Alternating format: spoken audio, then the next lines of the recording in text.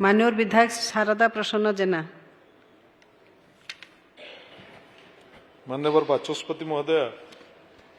माध्यम मान्यवर मंत्री जंगल परिवेश और जलवायु परिवर्तन जाना चाहिए जे आपण जानी जे ओडिशार पारादीप गोटे बड़ इंडस्ट्रियल हब जो ठारे बृहत शिल्प कारखाना मान अच्छी पीपीएल आईओसीएल इफको एमएनएस ठारू आरंभ करी बृहत शिल्प गुड़िक अच्छी एवं जहाद्वारा से परिवेश अंतत पक्षे बहुत खराब होची आपणकर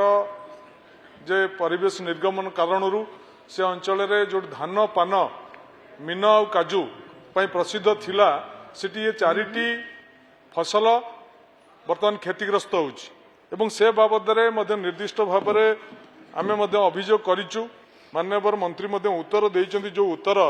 जे कारखाना गुड़िक जो जो कार्यक्रम करुचंती वास्तव में करूना ए कथाटा आमर वर्तमान स्वास्थ्य मंत्री सी भी जानते अभिज्ञता अच्छी पारादीप उपरे कौ हिसाब से पारादीप अति प्रदूषण अवस्था गति करुच्ची तेणु मु माननीय मंत्री जानवा चाहिए जे ये जो कारखाना गुड़िक जांच करा जाई सठिक ढंग से केबे कार्यकारी करेंगे से अंचल जो धान पान मीन एवं काजूर सुरक्षा केबे कार्यकारी करेंगे। माननीय मंत्री माननीय बाचस्पति महोदय पारादीप अंचल पीपीएल सार कारखाना आईओसीएल अच्छी इफको अच्छी कारखाना से वर्तमान जहाँ आमर भारत सरकार रिपोर्ट अनुसार जो आमर नेशनल क्लीन